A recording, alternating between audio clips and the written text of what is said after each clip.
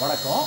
இந்த இந்த வீடியோவில் வந்து நம்ம பிஎல்டிசியோட வோல்டேஜ் எல்லாம் பார்க்க போகிறோம். வோல்டேஜ் எப்படி செக் பண்ண போகிறோம். மொத்தம் வந்து 6 பின்னு. இந்த 6 பின்னில் என்னென்ன வோல்டேஜ் வருதுன்னு பார்க்க போகிறோம். ஃபஸ்ட்டு பின் வந்து 310 வோல்ட்டு, செகண்ட் வந்து டம்மி வரும், நோ கனெக்ஷனாக இருக்கும். தேர்டு வந்து கிரவுண்டு, ஃபோர்த்து வந்து 15 வோல்ட்டு, ஃபிஃப்த்து வந்து ஃபீட்பேக்கு, சிக்ஸ்த்து வந்து பிடபிள்யூஎம் சிக்னலு.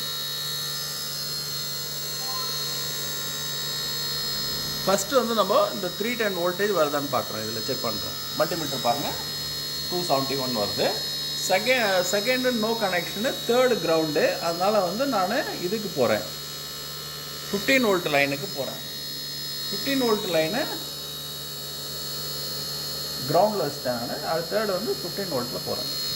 பாருங்கள், 14 வோல்ட் வருது. 14 வோல்ட் வருது. ரைட்டு.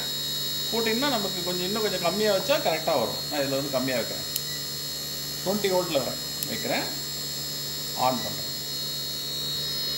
பாருங்கள்,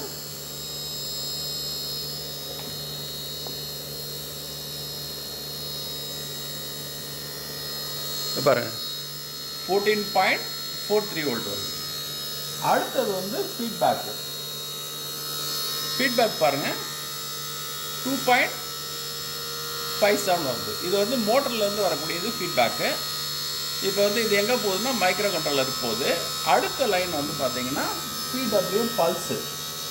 பல்ஸ் வந்து பார்த்தீங்கன்னா நமக்கு 2.93 வருது ஃபீட்பேக்கு. சாரி, பிடபிள்யூஎம் வந்து மைக்ரோ கண்ட்ரோலர்லேருந்து மோட்டருக்கு அனுப்புது இந்த சிக்னல். சரிங்களா? இப்போது மல்டிமீட்டரில் 2.96 வருது. இது வந்து பிடபிள்யூஎம் சிக்னலு. முன்னாடி விட கொஞ்சம் வேரி ஆகிருக்கு. நான் என்ன பண்ணியிருக்கேன், 18 வந்து வச்சுருக்கேன், 18 டிகிரியில் வச்சுருக்கேன். ஸோ அதனால் பல்ஸ் வந்து இன்னும் கூடுதலாக கொடுக்குது. ஸோ இதுதான் வந்து மைக்ரோ கண்ட்ரோலருக்கும் ஃபேனுக்கும் உள்ள கம்யூனிகேஷன் ப்ராப்பராக இருக்குன்றதை நம்ம தெரிஞ்சுக்கலாம். சரிங்களா?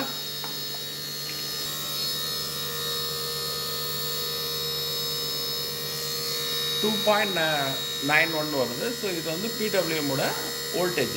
எதுலேருந்து மைக்ரோ கண்ட்ரோலர்லேருந்து வருது, சிக்னலாக ஜென்ரேட் ஆகி வருது. நம்ம வந்து வோல்டேஜாக செக் பண்ணுறோம். சரிங்களா? தேங்க்யூ. இன்னொரு வீடியோவில் பார்க்கலாம்.